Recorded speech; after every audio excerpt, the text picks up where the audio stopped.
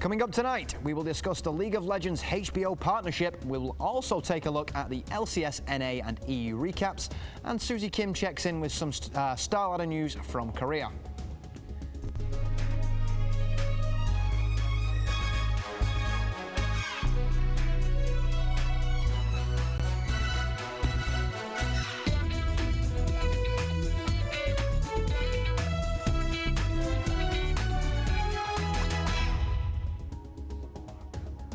So, welcome one, welcome all. I am Jason J. Atkins, filling in for Frodan, who is currently off saving the world from giant robots or something equally as awesome. So, without further ado, today is March the 24th, and on this day in esports history, the first season of the ESET UK Masters 2013 tournament took place at the Insomnia 48 Gaming Festival. Snoot, a StarCraft 2 Zerg player from Team Liquid, won the event, taking home £4,000. Cheerio, mate. So, last week we talked about the recently ended funding campaign for Promise's medical bills. ESGN TV's career correspondent Susie Kim checked in with League of Legends caster Chobra to give us an update on the matter. Susie, take it away. Thanks, Chobra, for being able to talk to me before the cast today. Of course, anytime. Okay. I just had a few questions for you and was wondering, well, first off, what are your thoughts on this whole donation process that's been going on for HQ Promise? I think it's great. You know, now it's a very well-known fact that Promise, he wasn't just dealing with the issue that came to light for esports, but he has also just had a hard situation, him and his family all together. And I think this is just a good chance to show, you know, I don't want people to necessarily use this as a, I guess, channel to prove that esports is good. You know, this has nothing to do with esports. The donation just shows that there are good human beings in any community, and that, you know what, if you're involved in a community, that you can look for help, perhaps in places that you weren't expecting. I think that's all that can be, I guess, proven, for lack of a better word. I think it's great though, and personally, I'm also thankful to all the fans and all the personalities around esports, around the world really, who have been aware of the situation, who have been willing to donate themselves, or, you know what, if you couldn't donate, at least help spread the word. And any bit helps. And at this point, you know, I don't think the donation isn't about the number anymore. The number, you know what, any amount would have helped, and I think we did more than we could in terms of helping with the number itself, but just the thought. I hope Promise can also look at that in a very positive light, rather than, you know, when people are in hard situations a lot of times, and I'm guilty of this too, sometimes a lot of us as human beings want to say, well, I didn't ask for pity, but this isn't out of pity. You know what, we're just helping another fellow human being out who's in a tough situation, and I hope Promise can also just take it that way. Now it's also come to light that Act Scene has left Najin because of the things that have happened, as well as Kim Dong-jun, who is a caster, who decided he's going to leave for similar reasons. How do you think this affects the community, and how do you think it affects other players right now in the League of Legends scene? You know, well, there's definitely a negative effect for a lot of people. I thought this even when we first heard the news that Promise had attempted suicide because everything piled on, but the last drop was this situation. I think what comes to light is a problem we have in Korea culturally, where there's just too much pressure. It happens in any culture. There's this baseline of social pressure where you feel that you can't turn for help, you feel that you cannot share these issues, but it's pretty extreme in Korea, where you know, and a lot of people who studied Korea know this. Korea has a very high suicide rate because of these issues. Other players leaving. Obviously, yes, we're not going to sit there and prosecute everyone and see what the truth is, but, you know, if they claim that it's just too much pressure unconsciously that's going to affect me and haunt me, I totally understand that, and I think that really shines a light on how Korea as a whole has to change. It's not just about the esports culture. A lot of people say, well, maybe it's gotten worse because now we turn online to share our thoughts. That's true, but again, online isn't just about esports. We share our thoughts about everything online these days, and a lot of it has become very negative, and it's a pretty sensitive topic for me, because I have a lot of people who are close to me who have gone through similar situations to various degrees, and to see it happen at this scale in a field I'm involved in Korea, that I know has had problems, similar problems throughout, you know, even when I lived here as a kid. it just bothers me that that problem still exists. That players feel that, you know what, well, it's good that the truth is out, but now I might also get hate for it, or it's just going to bother me knowing that some people might doubt whether I'm telling the truth or if Promise told the truth. You know, there's going to be skepticism out there, and if it's at a point where players who shouldn't be affected or personalities who shouldn't be affected are going to be unconsciously affected, then it's a culture change that needs to happen, not just any one individual or even esports. In light of these concerns, we can see that KESPA is moving towards a stronger, clean esports campaign. 예, 클린 e스포츠는 이제 기존에도 저희가 어떤 그 불법 사설 토토라든지 그 승부 조작 관련해가지고 저희가 조치들을 뭐 개별적으로 많이 진행을 하고 있었습니다. 뭐 사이트를 폐쇄시킨다든지. 근데 이제 조금 더 그 강력한 조치와 그다음에 저희만이 아니라 유관기관과 협조가 좀 필요하다는 생각에서 한국 e스포츠 협회하고 그다음에 사이버 경찰청 쪽하고 그다음에 방송통신협의회, 그다음에 인터넷 정책 자율심의기구 이렇게 네 군데 협조를 얻어가지고 저희 포함한 네 군데 협조를 얻어가지고 좀 더 이런 그 신고 부분이라든지 또 캠페인 부분을 효율적으로 좀 시스템 있게 가져가려고 이번에 이제 MOU를 맺고 서로 협조해서 이 부분들을 진행하게 됐습니다. 정책적으로는 이제 계속해서 어떤 불법 사이트들을 신고하고 그것들을 폐쇄하는데 굉장히 좀 효율적인 어떤 시스템을 좀 만들기로 했고요. 그다음에 어떤 선수 교육이라든지 이런 부분들을 또 강화하고 있고요. 또는 이런 제의를 받았을 때 어떻게 반응을 해야 되는지 이런 부분에 대해서 문의 상담을 할 수 있는 뭐 콜센터라든지 이런 부분도 설치를 하려고 하고 있고. I'll try to bring you guys more information as the story progresses, but thanks everyone who has supported Promise throughout this time of need. Thanks, Susie. Don't forget to give her a follow over at Twitter. It is at Little Susie on Twitter. Get those latest updates from Korea, of course. So, now time to take a look at Ariani. He's, well, stepping down from Millennium as things aren't really working out in the European LCS. They currently find themselves sitting in last place. However, just recently, the jungler, Ariani, has posted his intentions about departing the Millennium roster via Facebook. Among his reasons for quitting are his worries about his current state of play, saying that his way of thinking had changed and that he wouldn't be able to perform at his best in the upcoming matches. He also stated that when things didn't work out in the game, he blamed himself primarily. His intentions are to take a break, but if his team needs him, he will come back to the fold. While Ariani left the team voluntarily, the former Millennium coach, Ollie, was unceremoniously fired by the team, according to Ariani's Facebook post. The coach was responsible for leaks regarding Evil Genius's planned participation in the NA LCS prior to the start of the season, as well as Lemon Dogs and Ninjas in Pyjamas transfer controversy. Ever since a friend of Ariani introduced him to League of Legends after seeing him play Dota, Ariani fell in love with the game. His username Ariani is a tribute to the Dota hero Blood Mother and means spiders in Latin. When Elise was released in League of Legends, he started to play her extensively. He's also known for his amazing Lee Sin plays. While he was part of his first club, Dimago Club, the roster was acquired by SK Gaming in December 2010, and since then his career grew until he secured the third place spot, finishing at IEM in Season 5 in 2011. After that event, he joined a handful of top-tier teams, Dignitas EU being one of them, Wizards, Meet Your Makers, Natas Vincere, until he actually joined SK Gaming in 2012. His lineup took prizes ranging from €1,100 all the way up to €30,000, and it's basically, Season 2 regional finals was the pinnacle of his career, of course. So, since joining Team Alternate in 2013, he's played with the current Millennium roster. Over time, they have become close friends and have had pretty good success between them. Now, realising that he has to take a step back, his friendship to his teammates continues, but time will tell if we will see him actually restart his esports career. So, now time to take a look at the HBO and League of Legends hookup. The creators of several TV series have entered into a partnership deal with Riot, agreeing to advertise the upcoming season of Game of Thrones. Riot currently have two other sponsors who support the Challenger series, big sponsors as well, Coca-Cola and American Express.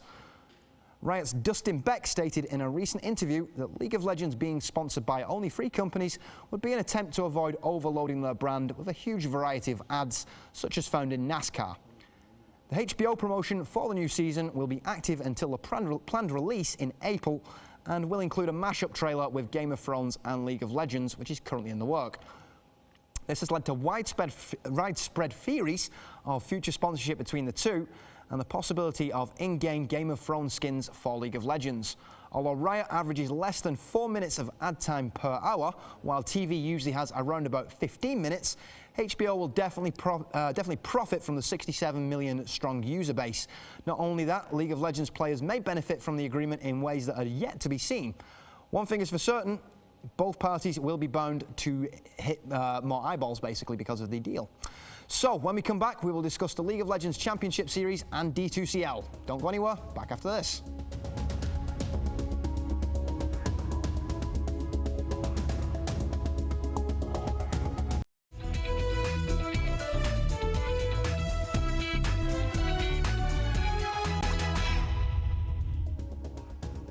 Welcome back to the desk. Time now for some more League of Legends. Another week of the LCS EU has finished, and once again we've gathered some highlights. Have fun, because coming up next we talk about the 10th week of European LCS. But before we jump into the results, let's take a look at some of the highlights. Yeah, they saw him coming. They know he's coming around there. Stan United is available, the hook on Mima, but that's just going to trigger. They're all grouped up. That's perfect placement. And Selfie just catches all four of them with his distortion. Millennium just absolutely shredded down by the Super Hot crew. Selfie continuing to chase it. They're having to back away. As you mentioned, Stan United was available. He used it on J-Reed. It's already been cancelled straight away. Selfie are terrorizing Millennium. Yeah, J-Reed just got exploded there, and the fact he hits 4 members with his distortion, so much damage. So now Curb. Curb's going to get caught out. That's going to stun him up there. The finish should come through. Wow. There it is. And now on towards Aranea. Can he get a second one? He will not. It's the clone. Oh, it's the clone. It's the clone, though. Oh, and he gets Aranea. No, not quite managing to finish him off there. Good turnaround from Kraton.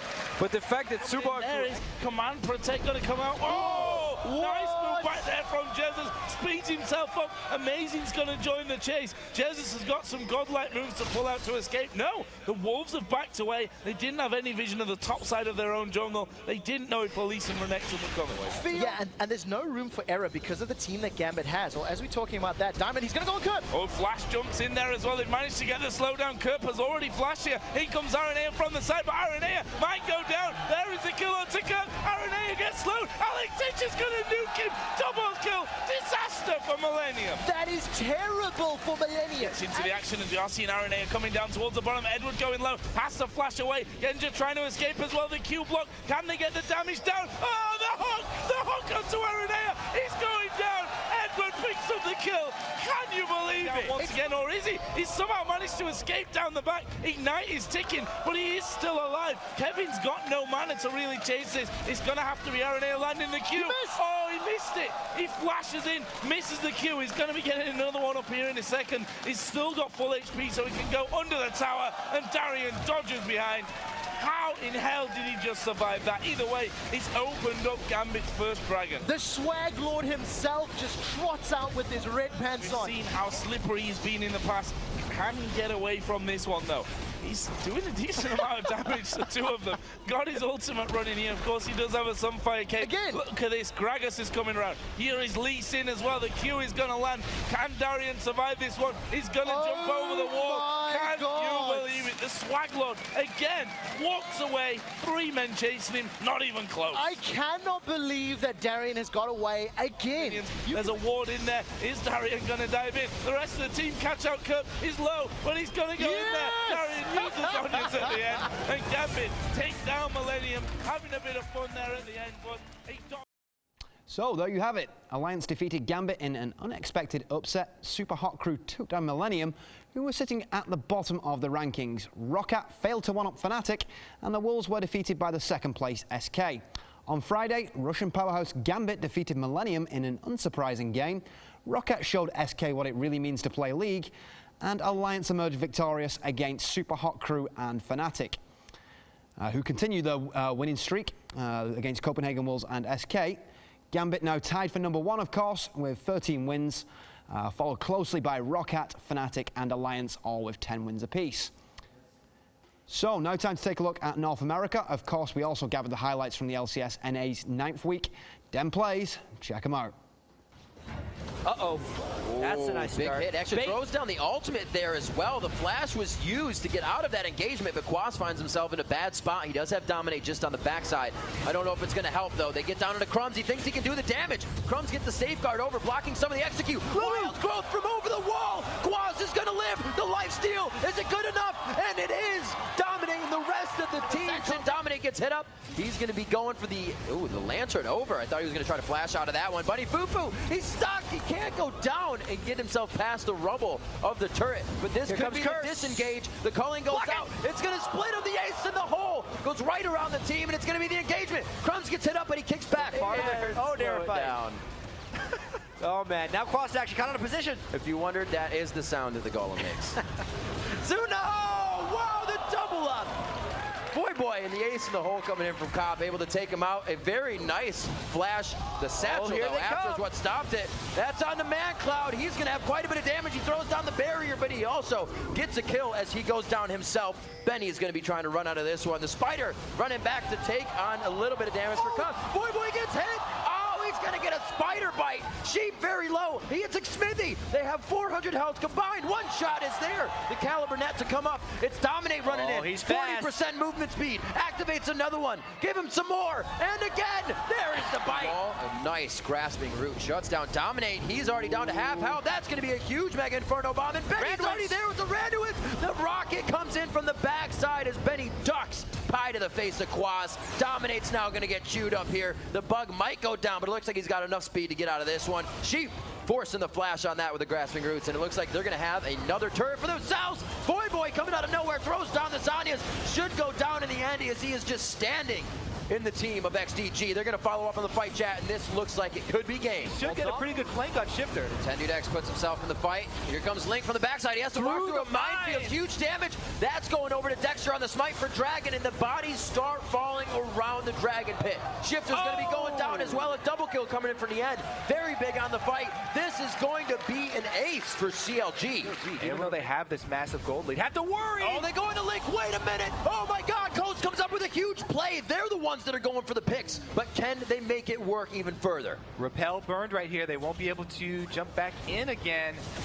Oh my God, the dangerous Baron here from Coast. They can burn it down very quickly, but 4 members of CLG want to contest this. Talisman of Ascension along with On the Hunt can be used to engage or disengage. Huge damage to Daydreamin'. There's the Dragon's Descent. Zion Spartan's in, but him and the end are both the same HP, and they want out of the fight. Double Lift gets hit up by Wiz, but they're looking at almost the same health. Dexter goes in, gets the flash out of Wiz Fusion. A huge boomerang going to the team. Shifter flashes in. Picks up the back line. Shifter going for the aggressive flash into the fight, and Nintendo's going to stay alive here with everybody else in the team. It's the boomerang misses. The triple for Shifter. The satchel to try to save his teammate. The quadra kill coming. Amazing. TSM expectedly won against XDG, while Curse crushed Dignitas, of course. C9 defeated Coast, and CLG dominated Evil Geniuses. Second day now, TSM said let there be light and showed Dignitas the way to the Holy Land. CLG defeating Coast, XDG beating out Curse as well, and C9 also defeated the Evil Geniuses. So that leaves TSM in the top ranked position, followed by Cloud9 with just 1 victory difference. Now, time to move over. We are looking at our partners over at GameFi. They have news of the Tencent LoL Pro League's 5th week. Let's see what's happening in China. Last week, the first round of Chinese LPL 2014 came to an end. The first day started with an exciting match between 2 Chinese juggernauts, Team Invictus Gaming and Team Wii. Both of them have had mixed performances after their many roster changes in the last year. After they suffered setbacks in IEM 8, those 2 teams were very eager to win a game in LPL China. As expected, both IG and Team Wii launched massive attacks directly against each other as soon as the game kicked off, but IG made their ambition to win very clear, while Team Wii looked a bit timid, which encouraged IG to be victorious throughout, more and more devastating attacks. The base of Team Wii was taken after several team fights. In the second game, the 2 famous top solos from both sides went with less common champions, Riven and Irelia. Team Wii reversed their previous performance and dominated the entire game. 24 minutes in, Team Wii tried to get Baron, yet it was swiped with the ult of IG's Kha'Zix. Team Wii then got aced, but quickly adjusted their form and successfully managed a hard-end draw after a wave of team fights. OMG, who has been invincible since the beginning of LPL 2014, met Invictus Gaming one day later. Though IG intended to make a splash in the very early game, OMG is not such an easy opponent to overcome as they managed to snag numerous killings in later fights. On the other hand, IG, who played more systematically, also showed off their ability through their Pantheon and Xerath play, which reminded us of what their top form really looks like. 43 minutes in, IG took OMG's base after getting Baron and finished OMG's legend of 12 wins in a row. In Game 2, IG selected Yasuo, Malphite and Wukong, in which Yasuo did a good job and had 2 kills in just 7 minutes, making everyone believe the result would be a 2-0 in favour of IG. But later, OMG proved that they are worthy of their fame through their actions. Since IG depended far too much on Yasuo for their team fight, OMG had chance at the 22nd minute to take out Yasuo and killed the rest without loss. Along with the constant upgrading of equipment for LeBlanc, Sivir and Renekton, IG was forced to give their GG in the last wave of team fight.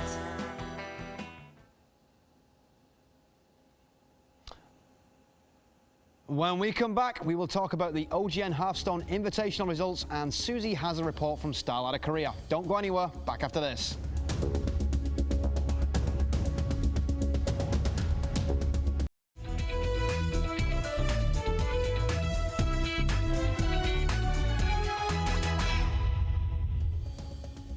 Welcome back to the desk. Don't forget that another exciting season of Hearthstone Fight Night is about to kick off right after the news. Team Doggy House will face off against Team Mana Grind.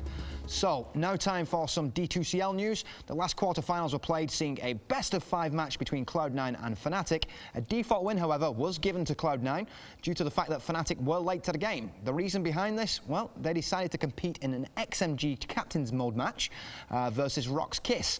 With the 1-0 advantage for Cloud9, Fnatic really didn't get back into the game. Cloud9 performance was good, but yeah, Fnatic did manage to steal 2 Roshans. Still, it wasn't enough to secure a victory. So, kick back, relax, and watch the highlights of the game. Does he jump? He jump. Oh. That's a little He went that away. We'll just defend him. We'll take Roshan. Yeah, plan for C9 now. The Wolves are coming in, and maybe they can get a wall up. The wall is nice, but Sing Sing in through the rear. He just fists the entire Fnatic lineup. Coming down, Trixie's ulti at least will bounce around nicely. Back over to Pilot, but the Wolves are in back. What the hell? Like, that was a Rubik's doll. That was a Rubik's doll. He stole Chain Frost and was bouncing around top of the Wolves. Fnatic had to come back. Glimpse him back in. What is that? Oh, wait, what? He got glimpsed back in, but he just like flame spirit out. Oh, fly! He's dead. Damage. Lucent beam from Luna kill secures. Okay, they got 3 heroes here. The wall will only be able to catch off 2. Notal, wall, ulti. Now it comes down. Trixie throws the ulti out. It's only on Envy as well as, okay, it's going to come back up to Bone 7, but there's 4 heroes on the sideline for Fnatic. They can't repel firepower of that magnitude. Chronic. Envy's dead. This is almost worth the Solar Man RP. Jump in, skewers him down. Shockwave, don't even need the RP. They trigger the Aegis Immortal to start with. Now, Era, he's still got Howl available, and there's more support coming in. Bone 7 with a stun disruptor. Ulti, the Whirling Axe is coming in too. Harney, he'll die right now. Era, he doesn't have Shapeshift. And Envy, he survives through this. Era, he's going to get glimpsed back up in towards the fight. Owie drops the nuke down, and his army was coming in through the rear. But Eternal Envy, he's in the tree line and actually surviving. Top lane. Yeah. They've got him in the trees right now. Hani is so close to being revealed, however. Comes in, there's your RP. Caught onto, dragging them back. And now the ulti, it comes out from Pilot Eye with a Prophet Omen 2. Trixie knows how the glimpse, it's gonna drag. In fact, Hani, he's backing him on the fight. Naga just says, stop the fun, hold the phone, and then let Hani just nail Envy down. The second it stops, at least it's a stun from Bone 7, keeping Era a little bit further away from this, but it's not gonna save him. Owie. I mean, he's just hanging out. The old man on the hill. He's ready to send somebody back, you know? Oh, the wolf, the wolf, the wolf, the wolf, the wolf. He's not doing it this time around. Wait, what? Wait, what? No, he did it again. The Prophet ulti killed it. The Wolf gave him the vision, and the Prophet ulti just took Roshan. Not sure if I would go for the Roshan right now. I would have just straight down mid and mid lane because, well, they don't know this, but there's no buyback available on the Lycan. They're going to get the Aegis. They're going to get the cheese. Somebody, for the love of God, get the Aegis. Okay, they found the Aegis, and they're going to go down. Dude, Luna snatches the Aegis of the Immortal. It's Fnatic's Roshan again. It's Fnatic's Roshan again. Big army of range creeps there, but C9. They see Prophet go north. They're pushing him for the GG. They're actually avoiding the ranks completely. Lycan is up in 7 seconds time. This may not work for them. Fly doesn't have his ultimate available, so he can't slow it down, but with the fervor, they're just attacking. I mean, with the speed coming out from Sing Sing, they think they've got enough. They're losing their top ranks, but they haven't finished the job. Notal, so low in life. RP, he's not doing it yet. He's still got it, but he's not throwing it. The two split up. He can't get Sing Sing as well as Envy in the same thing. Next assassin kills all the Prophet in the meantime. Now the skewer up into the double RP era. Got to cleave it hard. The Fortress, 400 life points. 4-star Sting to the other side. They've got it. The Fortress will go down. C9 don't take it. Well, with the semi-finals set to be played this coming Friday and Saturday, the first match is a true clash of the Titans. Alliance will take on Na'Vi. Both previous winners of the International, they will face off in a best-of-5 series for a spot in the Grand Final. With the other semi-final in stone, Team Empire take on Cloud9. Empire have had an impressive run through D2CL, only losing a single game in the group stages, thus earning a direct spot into the semi-finals. So, now time for some Korean Dota news. We're going to go over to Susie Kim, who was at the Star Ladder Korean qualifiers. Here we are today at the Korea Star Ladder round of 4. It's the quarterfinals. We have 4 teams representing the country. Now, it is the first time that Korea has been invited to participate in the Star Ladder, bringing it to 4 different regions being a part of this. So I'm here today to just talk to the 4 teams representing Korea and see what they think about this event.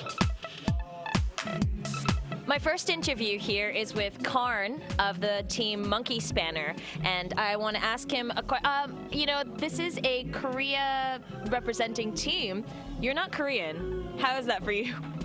Well, it's not too much of a problem. It's fine. I've been living here for a long time, so I consider myself a Korean player as far as Dota goes. Even for StarCraft, so I consider myself a Dota player, Korean player. Korean player.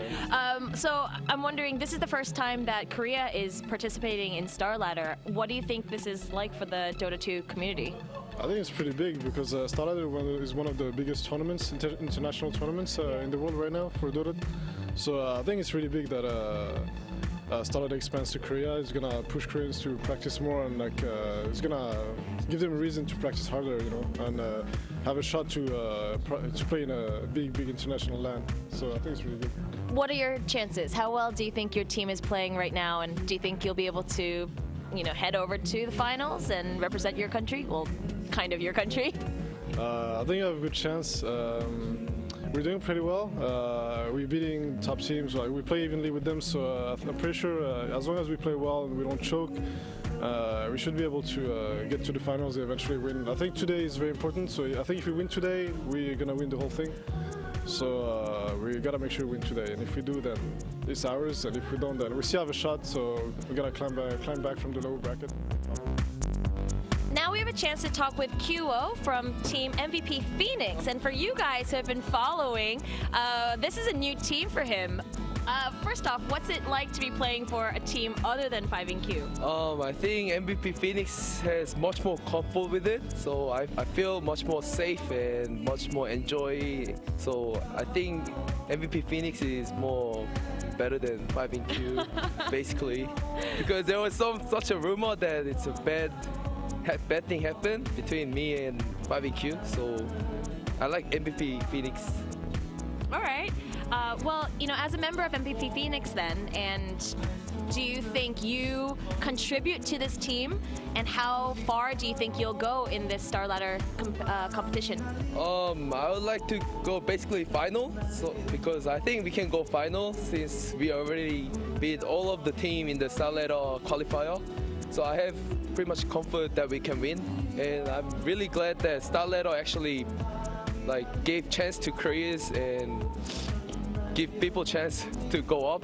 I really appreciate that part. Yep. All right, I am standing here with Danny. I play mid for Team Hot 6. And Andrew. I play offlane for Hot 6.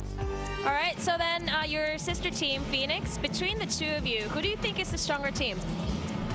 It's every day is like a different story. It's in practices we're either beating them every game or they're beating us every game. So it's like 50-50, I'd say. Okay. Then if you were to pick one Korean team to represent Star Ladder, aside from yourselves, who do you think is the strongest and who do you think has the best chance to win it all? Honestly, like without being biased, I'd say Phoenix is probably the strongest Korean team right now. So I'd say they'd have the best chances beside us to go to Star Ladder. So that's it. We've heard from all four teams, and on the 29th, we will see who makes it to the top and win the Korea Star Ladder. So a massive thank you to Susie for that elucidating piece. It is now time to take a look at the OGN Invitational for Hearthstone. Over the previous 2 weekends, the first OGN Hearthstone Invitational matches took place. The two teams, consisting of 4 players, each faced off in the Pro League format. Team Giants features players Artosis, Savj, Gur and Gerard. Their opponents, Team BGH, with Thump, Go Rush, Yellow as well as Hafu. After 2 weekends and 6 best-of-5 matches, Team Giants are in the lead 4 wins to 2, with Saj as the overall leader and current favourite to go through to the tournament as tournament champion. Leading Team Giants to victory, of course. The Hearthstone Invitational will continue with its quarterfinals on Sunday, March 30th, but this time in a 2v2 format. Make sure to check it out and cheer for your favourite streamer, caster, pro, or just friendly Hearthstone nerd. So, today's Art Spotlight features a video from Saturday Night Live Korea. Check it out. 저 자식은 결혼도 한 놈이 무슨 PC방 죽돌이야. 와이프 피해가지고 맨날 놀러 오나 봐요. 야, 어쨌든 저는 엄청 세잖아. 별거 아니에요. 지니어스 같이 해보니까 다 운빨이더라고요. Something on your mind? 좀비 모드가 시작되었습니다. 좀비? 좀비 모드요, 좀비 모드. 빨리 저 지휘관을 쓰러뜨려야 돼요. 무서워. 야, 이거 어떻게. 좀비처럼 행동하면 적 좀비들을 속일 수 있습니다. 설치된 카메라가 당신의 동작을 인식합니다. 아, 창피하게.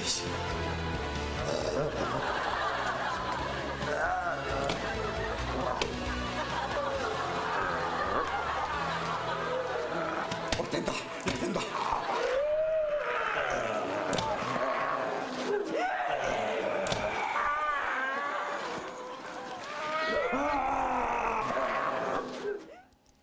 God, I do love me some Korean TV. Nice to see Boxer back in action. So, now it's time to take a look at the 5-day forecast. That's all the news that's fit to stream, so before we finish, let's head over there now. Starting on Tuesday, we have the second day of the Acer Team Story Cup. Watch it all at 11 AM CET via twitch.tv/taketv. Wednesday, we will see the Korean Dota 2 League happening. MVP Phoenix will take on Bird Gang. Tune in at 7 PM KST at twitch.tv KDL_EM. Thursday, we will see the WCS EU Round of 16 Group C going on. Join the action at 6 PM. That's over at twitch.tv/WCS_Europe. D2CL semi-finals are heading your way with a battle of two giants, Alliance versus Na'Vi. Don't miss the action from 6 PM CET via dailymotion.com/D2CL. And finally, on Saturday, we have the LCS NA Spring Split Week 10, featuring the likes of Cloud9, Team Solo Mid, XDG, and Evil Geniuses. Who will battle it out? Well, starting over at 12 PM, 12 PM PST, we will find out over at twitch.tv/Riot Games. So, if you have any news you would like to share with us, please send an email to news@esgntv.com. From myself and all the hard-working crew here at Studio One, have yourself a wonderful evening, and I will catch you on the flip side.